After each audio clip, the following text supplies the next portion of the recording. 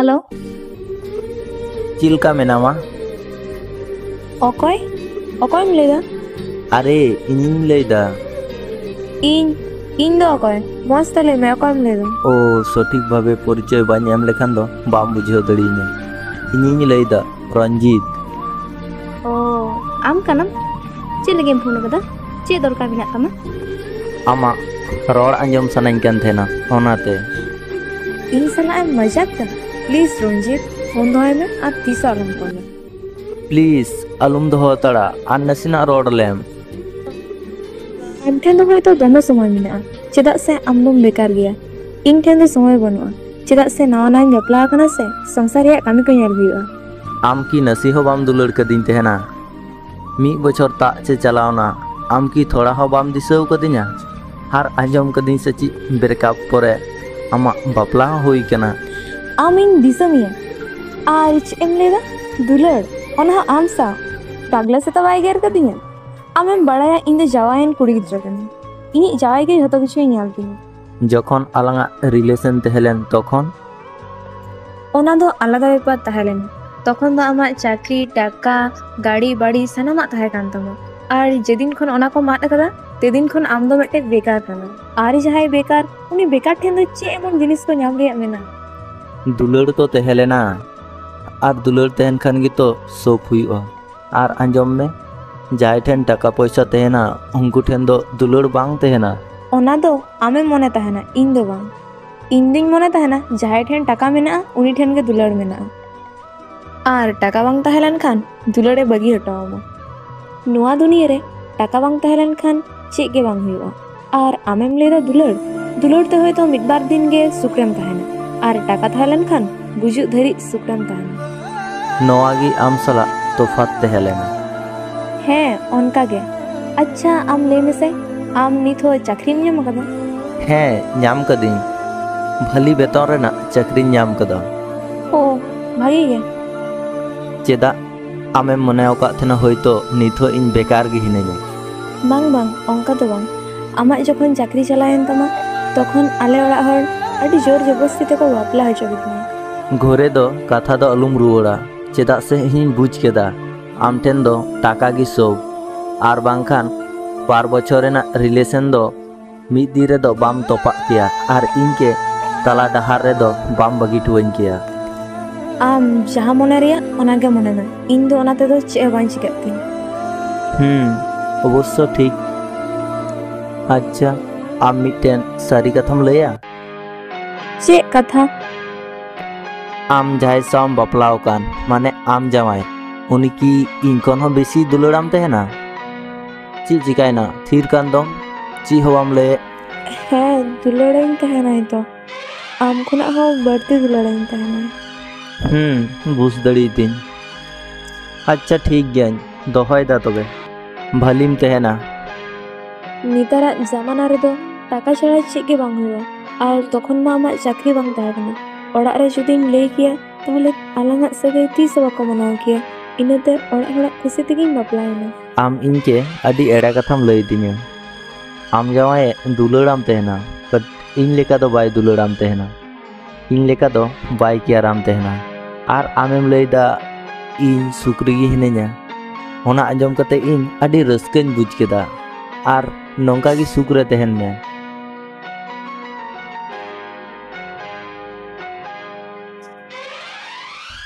अब तो cigarette P थाना से चे हैं न्यूई तहनिं ओना कथा मेन कते इन दो ट्रेन रेना जलनाते बारहे से इन कोयक कदा आर उनी कुड़ी गिद्रे दो इᱧ पासे सीट रगी दुड़ुब कना ᱧᱮᱞ ᱛᱮᱫᱚ ᱟᱹᱰᱤ ᱵᱷᱚᱫᱨᱚ ᱜᱮ ᱧᱮᱞᱚᱜ ᱠᱟᱱᱟ ᱢᱚᱱᱮ ᱦᱩᱭᱩᱜ ᱠᱟᱱᱟ ᱯᱟᱲᱦᱟᱜ ᱛᱟᱦᱮᱱᱟᱭ ᱡᱟᱹᱱᱤᱡ ᱟᱨ ᱤᱧ ᱫᱚ खड़गपुर खoj अतु दिसोमिᱧ रुवाड़ोग कना बांगे आलम ᱧᱩᱭᱟ ᱱᱚᱣᱟ ᱧᱩ ᱫᱚ ᱵᱟᱹᱜᱤ ᱢᱮ आसले सिक्रेट दो इनरेन दुलड़िये बनाव कना चेदा से दिन रे बिसी बांग रहो बार पैकेट बाñ ᱧᱩ लेखान ठीक गी बाñ बुझा इᱧाᱹᱜ कथा आंजमते उनी ओबाक कते लैदा चेत दिन रे बार पैकेट ᱧᱩᱭ थाना हैं बार पैकेट बखान दो बांग हुआ बांगे आलम ᱧᱩᱭᱟ ᱱᱚᱣᱟ ᱧᱩ ᱫᱚ ᱵᱟᱹᱜᱤ ᱢᱮ चेदा उन्ना सिगारेट ᱧᱩᱭ थाना जतो किछुñ लैया ᱦᱮᱸ ᱥᱟᱱᱟᱢᱟᱜ ᱮᱢ ᱞᱟᱹᱭ ᱫᱟᱲᱮᱭᱟᱹᱧᱟ ᱟᱢᱟᱜ ᱡᱩᱫᱤ ᱯᱨᱚᱵᱞᱮᱢ ᱵᱟᱝ ᱛᱟᱦᱮᱱ ᱠᱷᱟᱱ ᱟᱨ ᱛᱟᱪᱷᱟᱲᱟ ᱟᱹᱰᱤ ᱥᱟᱺᱜᱤᱧ ᱦᱚᱨ ᱦᱚᱸᱛᱚ ᱞᱟᱝ ᱪᱟᱞᱟᱜᱼᱟ ᱛᱚ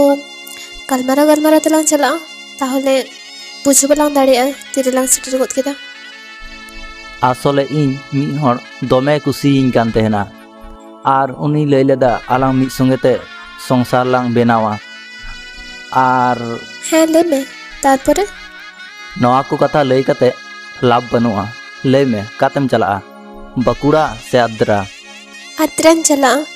ᱟᱢ ᱠᱤᱱᱛᱩ ᱧᱮᱞ ᱛᱮᱜᱮ ᱪᱮᱫ ᱞᱮᱠᱟ ᱪᱚᱢ ᱧᱮᱞᱚᱜ ᱠᱟᱱᱟ ᱟᱢᱟᱜ ᱢᱚᱱᱮᱨᱮ ᱡᱩᱫᱤ ᱡᱟᱦᱟᱱᱟᱜ ᱠᱚᱥᱴᱚ ᱢᱮᱱᱟᱜ ᱠᱷᱟᱱ ᱛᱟᱦᱚᱞᱮ ᱞᱟᱹᱭ ᱥᱚᱫᱚᱨ ᱫᱟᱲᱮᱭᱟᱜ ᱟᱢ ᱩᱱᱤ ᱠᱩᱲᱤ ᱜᱤᱫᱽᱨᱟᱹ ᱥᱮᱫ ᱤᱧ ᱠᱚᱭᱚᱜ ᱠᱮᱫᱟ ᱩᱱᱤ ᱟᱹᱰᱤ ᱢᱚᱡᱽ ᱮ ᱧᱮᱞᱚᱜ ᱠᱟᱱᱟ ᱟᱨ ᱩᱱᱤ ᱢᱤᱫ ᱫᱷᱮᱭᱟᱱ ᱛᱮ ᱤᱧ ᱜᱮᱭ ᱠᱚᱭᱚᱜ ᱠᱟᱫᱤᱧᱟ ᱤᱧ ᱦᱚᱸᱧ ᱪᱮᱠᱟᱭᱮᱱ ᱪᱚ ᱡᱚᱛᱚ ᱠᱤᱪᱷᱩ ᱞᱟᱹᱭ ᱜᱮ ᱥᱟᱱᱟᱧ ᱠᱟᱱᱟ ᱞᱟᱹᱭᱤᱧ ᱫᱷᱩᱨᱟᱹᱣᱱᱟ ᱛᱤᱦᱤᱧ ᱠᱷᱚᱡ 2 বছর ᱞᱟᱦᱟ ᱨᱮᱱᱟᱜ ᱠᱟᱛᱷᱟ ᱢᱟᱫᱽᱫᱷᱚᱢᱤᱠ ᱯᱟᱥ ᱠᱟᱛᱮ ᱟᱞᱮ ᱚᱲᱟᱜ ᱨᱮᱱᱟᱜ ᱯᱚᱨᱤᱵᱟᱨ ᱟᱹᱰᱤ ᱯᱨᱚᱵᱞᱮᱢ ᱨᱮ ᱛᱟᱦᱮᱸ ᱞᱮᱱᱟ ᱡᱩᱫᱤ ᱤᱧ ᱯᱟᱲᱦᱟᱣ ᱠᱮᱭᱟ ᱛᱚ ᱯᱟᱲᱦᱟᱣ ᱴᱟᱠᱟ ᱠᱚ ᱡᱚᱛᱚ ᱤᱧ ᱠᱟᱹᱢᱤ ᱠᱟᱛᱮ ᱯᱟᱲᱦᱟᱣ ᱦᱩᱭ ᱠᱚᱜ ᱛᱤᱧᱟᱹ ᱚᱱᱟ ᱴᱟᱭᱤᱢ ᱨᱮ ᱤᱧ ᱢᱤᱫᱴᱮᱱ ᱠᱩᱲᱤ ᱜᱤᱫᱽᱨᱟᱹ ᱥᱟᱶ ᱫᱩᱞᱟᱹᱲ ᱥᱟᱹᱜᱟᱹᱭᱤᱧ ᱡᱚᱲᱟᱣ ᱞᱮᱫᱟ ᱚᱵᱚᱥᱥᱚ ᱩᱱᱤ ᱫᱚ ᱤᱧᱨᱮᱱ ᱞᱟᱦᱟ ᱠᱷᱚᱡ ᱜᱮ ᱯᱚᱨᱤᱪᱤᱛᱚ ᱦᱚᱲᱮ ᱛᱟᱦᱮᱸ ᱞᱮᱱᱟ ᱟᱨ ᱩᱱᱤ ᱤᱧকে ᱫᱚᱢᱮᱭ ᱠᱩᱥᱤᱭᱤᱧ ᱠᱟᱱ ᱛᱟᱦᱮᱱᱟ ᱢᱤᱫ ᱫᱤᱱ ᱩᱱᱤ ᱞᱟᱹᱜᱤᱫ ᱢᱤᱫᱴᱮᱱ ᱥᱟᱹᱲᱤᱧ ᱦᱟᱛᱟᱣ ᱠᱮᱫᱟ ᱩᱱᱤকে ᱮᱢ ᱞᱟᱹᱜᱤᱫ ᱮᱢ ᱨᱮᱱᱟᱜ ᱴᱟᱭᱤᱢ ᱜᱮ ᱵᱟᱹᱧ ᱧᱟᱢᱮᱫ ᱛᱟᱦᱮᱱᱟ ᱡᱟᱦᱟᱸ ᱠᱟᱛᱷᱟ ᱦᱩᱭᱩᱜ ᱠᱟᱱ ᱛᱟᱦᱮᱱᱟ ᱡᱚᱛᱚ ᱯᱷᱳᱱ ᱛᱮᱜᱮ ᱠᱟᱛᱷᱟ ᱦᱩᱭᱩᱜ ᱠᱟᱱ ᱛᱟᱦᱮᱱᱟ ᱟᱨ ᱤᱧ ᱩᱱᱤᱨᱮᱱ ᱢᱤᱫᱴᱮᱡ ᱜᱟᱛᱮ ᱥᱟᱶ ᱤᱧᱟᱹᱜ ᱯᱚᱨᱤᱪᱚᱭ ᱛᱟᱦᱮᱸ ᱞᱮᱱᱟ ᱤᱧᱨᱮᱱ ᱢᱤᱥᱨᱟᱣᱟᱜ ᱩᱱᱤ ᱠᱩᱲᱤ ᱜᱤᱫᱽᱨᱟᱹ ᱥᱟᱶᱛᱮ ᱯᱚᱨᱤᱪᱚᱭ ᱛᱟᱦᱮᱸ ᱞᱮᱱ ᱛᱟᱭᱟ অবশেষে শাড়ি কুᱧ এম চুকে কিনা আর ফটো কুই কুল দিনে তারপরে 5 দিন পরে উনি দমে রাগ রাগতে লইদা যে ইᱧ দো বাপলা কো রেডি কাত তিᱧᱟ দমে রাগদা ওনা কথা আঞ্জম কাতে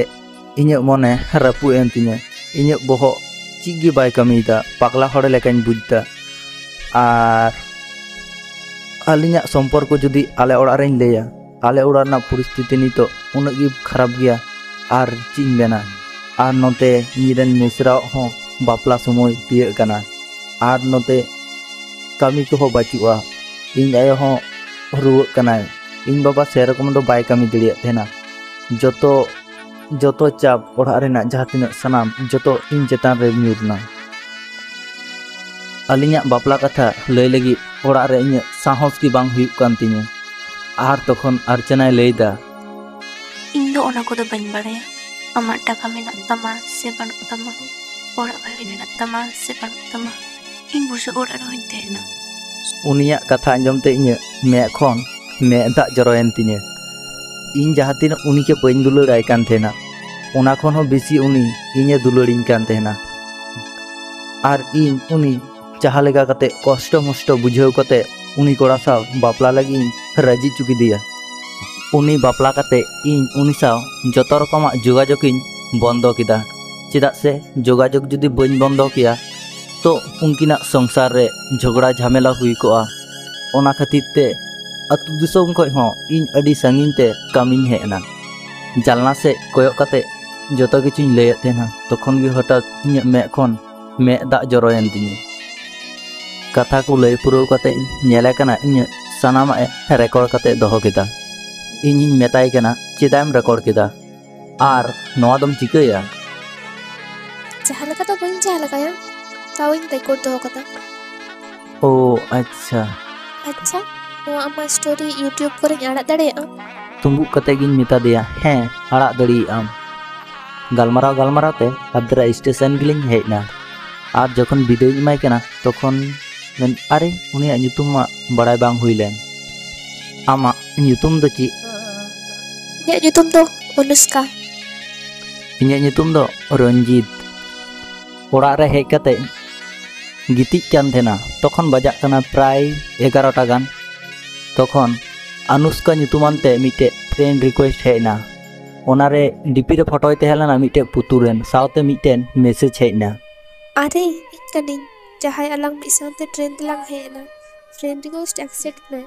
ᱵᱟᱝᱠᱷᱟᱱ ᱵᱟᱹᱧ ᱴᱮᱜ ᱫᱟᱲᱮᱭᱟᱢ ᱠᱟᱱᱟ ᱩᱱᱤᱭᱟᱜ ᱢᱮᱥᱮᱡ ᱨᱤᱯᱞᱟᱭ ᱠᱟᱛᱮ ফ্রেন্ড রিকোয়েস্ট ᱤᱧ ᱮᱠᱥᱮᱯᱴ ᱠᱮᱫ ᱛᱟᱭᱟ ᱠᱤᱪᱷᱩᱠᱷᱚᱱ ᱯᱚᱨ ᱠᱷᱟᱡ ᱜᱮ ᱢᱤᱫᱴᱮᱱ ᱱᱳᱴᱤᱯᱷᱤᱠᱮᱥᱚᱱ ᱦᱮᱡ ᱮᱱᱟ ᱚᱱᱟᱨᱮ ᱚᱞ ᱛᱟᱦᱮᱸ ᱞᱮᱱᱟ ᱡᱟᱦᱟᱸ ᱛᱤᱱᱟᱹᱜ ᱤᱧ ᱴᱨᱮᱱ ᱨᱮ ᱠᱟᱛᱷᱟ ᱠᱚᱧ ᱞᱟᱹᱭ ᱠᱟᱫᱮᱭᱟ ᱥᱟᱱᱟᱢᱟᱜ ᱚᱞ ᱛᱟᱦᱮᱸ ᱞᱮᱱᱟ ᱚᱱᱟ ᱥᱟᱶᱛᱮ ᱠᱤᱪᱷᱩᱜᱟᱱ ᱠᱟᱛᱷᱟ ᱡᱚᱲᱟᱣ ᱟᱠᱟᱫ ᱛᱟᱦᱮᱱᱟᱭ ᱛᱟᱯᱚᱨᱮ ᱩᱱᱤᱨᱮᱱ ᱯᱷᱚᱞᱳᱣᱟᱨ ᱦᱮᱱᱟᱜ ᱠᱚᱣᱟ ᱯᱨᱟᱭ 10,000 ᱜᱟᱱ ᱪᱮᱛᱟᱱ ᱨᱮ ᱚᱱᱟ ᱯᱟᱲᱦᱟᱣ ᱠᱟᱛᱮ ᱤᱧ ᱟᱹᱰᱤ ᱢᱚᱡᱽ ᱤᱧ ᱵᱩᱡᱽ ᱠᱮᱫᱟ ᱠᱚᱢᱮᱱᱴ ᱨᱮ ᱢᱤᱫᱴᱮᱡ ᱟᱹᱰᱤ ᱥᱟᱨᱦᱟᱣᱤᱧ ᱚᱞ ᱫᱮᱭᱟ 2-3 ᱫᱤᱱ ᱯᱚᱨᱮ ᱟᱨᱚ ᱠᱷᱚᱲᱚᱜᱽᱯᱩᱨᱤᱧ ᱨᱩᱣᱟᱹᱲ ᱪᱟᱞᱟᱜ ᱠᱟᱱᱟ ᱛᱤᱦᱤᱧ ᱫᱚ ᱤᱧ ᱮᱠᱟᱭ ᱜᱮ ᱦᱤᱱᱟᱹᱧᱟ ᱟᱱᱩᱥᱠᱟ ᱫᱚ ᱵᱟᱹᱪᱩᱭᱟ ᱚᱱᱟᱛᱮ ᱤᱧ ᱯᱷᱮᱥᱵᱩᱠ ᱤᱧ ᱚᱱᱞᱟᱭᱤᱱᱚᱜ ᱠᱟᱱᱟᱧ ᱚᱯᱷᱞᱟᱭᱤᱱᱚᱜ ᱠᱟᱱᱟ ᱛᱚᱠᱷᱚᱱ ᱜᱮ ᱤᱧ ᱴᱷᱮᱡ ᱢᱤᱫᱴᱮᱡ ᱢᱮᱥᱮᱡᱽ ᱦᱮᱡ ᱮᱱᱟ ᱚᱱᱟᱨᱮ ᱠᱞᱤᱠ ᱠᱟᱛᱮ ᱧᱮᱞ ᱠᱮᱫᱟ चिकतम दाड़ेदा आम इन संग 2 बछर बांग जोगाजोग कते तहे ᱛᱤᱦᱤᱧ ᱠᱷᱚᱡ ᱯᱨᱟᱭ 2 ᱵᱚᱪᱷᱚᱨ ᱞᱟᱦᱟ ᱨᱮᱱᱟᱜ ᱪᱤᱱᱦᱟᱹ ᱴᱟᱭᱯᱤᱝ ᱡᱟᱦᱟᱸ ᱜᱮ ᱢᱮᱥᱮᱡᱽ ᱤᱧ ᱠᱟᱱ ᱛᱟᱦᱮᱱᱟ ᱢᱩᱪᱟᱹᱫ ᱨᱮ ᱯᱮᱭᱟ ᱠᱚᱥᱪᱮᱱ ᱪᱤᱱᱦᱟᱹᱭ ᱮᱢᱮᱫ ᱛᱟᱦᱮᱱᱟ ᱟᱨ ᱚᱱᱟ ᱧᱮल ᱠᱟᱛᱮ ᱤᱧᱟᱹᱜ ᱢᱚᱱᱮ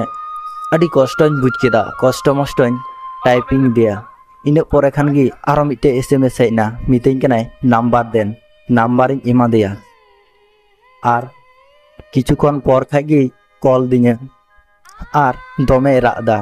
ᱩᱱᱤᱭᱟᱜ ᱨᱟᱜ ᱟᱸᱡᱚᱢ ᱛᱮ ᱤᱧᱟᱹᱜ ᱦᱚᱸ ᱢᱮᱫ ᱠᱷᱚᱱ ᱢᱮᱫ ᱫᱟᱜ ᱡᱚᱨᱚᱭᱮᱱ ᱛᱤᱧᱟᱹ 2-3 ᱢᱤᱱᱤᱴ ᱯᱚᱨᱤᱧ ᱠᱩᱞᱤᱭ ᱠᱟᱱᱟ ᱟᱢ ᱡᱟᱢᱟᱭ ᱫᱚ ᱪᱮᱫ ᱞᱮᱠᱟ ᱢᱮᱱᱟᱭᱟ बानुक कदेया उनी दो ᱵᱟᱹᱱᱩᱭᱟ ᱢᱟᱱᱮ 4 मास परे कार एक्सीडेंट रे गोतो कने amren gidra do chil ka menak ko गिद्रे तो बानुक का को ᱤᱧ ᱴᱷᱮᱡ ᱮᱢ ᱦᱤᱡᱩᱜᱼᱟ अतु टोला रेन होड़ चेत को लेया ᱟᱛᱳ ᱴᱚᱞᱟ ᱠᱚᱨᱮᱱ ᱦᱚᱲ ᱡᱟᱦᱟᱱᱟᱜ ᱠᱚ ᱢᱮᱱ ᱵᱟᱠᱚ ᱢᱮᱱ ᱚᱱᱟ ᱫᱚ ᱤᱧᱤᱧ ᱵᱩᱡᱟ ᱟᱢ ᱫᱚ ᱥᱩᱫᱷᱩ ᱦᱮᱸ ᱛᱮ ᱦᱮᱸ ᱢᱮ ᱦᱮᱸ ᱪᱟᱞᱟᱜ ᱟᱹᱧ ᱟᱢ ᱴᱷᱮᱱ 3 ᱢᱟᱥ ᱯᱚᱨᱮ ᱟᱨᱚᱧ ᱨᱩᱣᱟᱹᱲ ᱦᱮᱡ ᱮᱱᱟ ᱟᱨ ᱩᱱᱤᱠᱮᱧ ᱟᱹᱜᱩ ᱠᱮᱫᱮᱭᱟ ᱟᱹᱜᱩ ᱠᱟᱛᱮ ᱛᱟᱦᱮᱸ ᱵᱟᱲᱟᱭᱱᱟᱞᱤᱧ 2-3 ᱫᱤᱱ ᱛᱟᱯᱚᱨᱮ ᱟᱨᱚ ᱞᱤᱧ ᱨᱩᱣᱟᱹᱲ ᱪᱟᱞᱟᱜ ᱞᱟᱹᱜᱤᱫ ᱠᱷᱚᱲᱚᱜᱽᱯᱩᱨ ᱥᱮ ᱛᱚᱠᱷᱚᱱ ᱥᱴᱮᱥᱚᱱ ᱨᱮᱞᱤᱧ ᱫᱩᱲᱩᱵ ᱠᱟᱱᱟ ᱛᱚᱠᱷᱚᱱ ᱜᱮ अनुष्का नवा नवाय बापलाव कना उनी आज जवाई तकिन किन चालाक कना काते चो आर से तखन उनी साव देखा हुईना तखन इन दो उनी साव दोमे लांदा लांदा तें रोड़दा आर तखन नुई दो भली बाय बुझदा से तखन इनी लैयाय कना जे आम आरो इनके घरेम नाम कदिया ओना दो नुई होते तिगी तखन उनी दो एकदमे चाप चुपे थीर कना ची हवाय मेन दड़िया कना आमगे की उनी अर्पिता आम चिलका वक्ते सारहाव ᱧᱟᱢᱟ ᱵᱟᱹᱧ ᱵᱩᱡᱷᱟᱹᱣ ᱵᱟᱹᱧ ᱫᱟᱲᱮᱭᱟᱜ ᱠᱟᱱᱟ नोआ वीडियो जुदी पे कुसीदा तो मिटांग लाइक पे मिटांग कमेंट पे और अकय को जुदी नोआ चैनल पे नवा गया तो नोआ चैनल पे सब्सक्राइब दड़िया और जहाँ इंसाओ जोगाजोग से सगे जोड़ा सनाय पे उनको दो डिस्क्रिप्शन रे इंस्टाग्राम और फेसबुक आईडी दोहो नेले पे कांटेक्ट दड़िया मा तबे अलिंग पास्टा सेन सनाम को भी जोहार नेले मी सासांग सड़ी बंदी कते चिलकाम नेलोक कना हठात ᱤᱧ ᱥᱮᱫ ᱠᱚᱭᱚᱜ ᱠᱟᱛᱮ ᱱᱚᱝᱠᱟ ᱫᱚ ᱪᱮᱫ ᱮᱢ ᱪᱤᱱᱛᱟᱹᱭᱮᱫᱟ ᱵᱟᱹᱧ ᱵᱟᱲᱟᱭᱟ तो इन नियन बाड़ाया जे आम मिद दिन ठीक गिम हिड़िᱧᱟ आम उन्हें एम कुसियाᱧᱟ मने काग में इन जुदी एटा हर सा बापला हुई तिᱧᱟ तखन दो चेद एम चिकाया बाᱹᱧ बाड़ाया तो इन नियन बाड़ाया जे आम मिद दिन ठीक गिम हिड़िᱧᱟ एकदम बांग नासेना लगिद हम दो बाᱹᱧ हिड़िᱧ मेया नसीना लगी दो ची आम इᱧ ᱧᱩᱛᱩᱢ सुद्दम हिड़िᱧ तिᱧᱟ अकय तहेलना नोआ हम हिड़िᱧा मने काम आम राजी बांग तहे रहो आम आयो बाबा जोर कते को बापला काग मेया आर बापला दिन रेदम बाड़ाय गया तिना हर को हिजुआ तिना पेड़ा को हिजुआ आम ओना तलारे इंदम हिड़िñ किदिñ गी हर को हिजु चलाआ ओना तलारे आम दो नसी हो बाम दिसेña आमरेन उन गति कुड़ी को हिजुआ ओना तलारे आम बांगेम दिसे किña चेदाग से आम दो तखन नावा बाहु रूपतेम सजाव कोआ दमी दमी हरक कतेम तहेना ओना तलारे इन दो नसी हो बाम दिसेña आर एटा सेज दो इन पौरा हंडी ᱧᱩ कते गति साविन गिटी बाड़ाया आर आमाग कथाñ दिसेया आरिñ राका जोटे मा संगिñ रेना कथा कान जहाँ जिनिस इन नेल हो बाᱹᱧ नेल कदा ओना जिनिस तखन इनिñ ᱧᱩᱭᱟ आम जमाय तखन आम के उनगी गियार मा इᱧᱟᱹᱜ कथा मा संगिñ रेना कथा कान आम आयो बाबावा कथा हो बाम दिसेया आम रेन गति कुड़िया कथा हो बाम दिसेया तखन उनी आम के उन्नों ए केयर मा हार बइन मेंदा मेन लेखा आमा कथाñ मेंदा नोंडे इᱧ में दा जरक खना नेल में गते आम मतो बापलाए आपे ओड़ा खुशी ते इन दो आदि दुकरम बगी टू दिnya नेल में बापलाए ना आम सुकरे तेन में इन दो दुकरें तेन दो चिकाइना इन चंदो बंगा ठे इन निये गिंचेया आम जेमन सुकरी की तेन में आर नापायरी की तेन में आर अंजम में इन दो हमी कते गिन तेना नापायरेम तेना नवा वीडियो जुदी पे कुसीदा तो मिटांग पे लाइक दड़िया मिटांग पे कमेंट दड़िया और नवा चैनल रे जुदी ओको पे नवा गया तो नवा चैनल पे सब्सक्राइब दड़िया मा तबे अलिंग पास्टा सेन खन सानाम को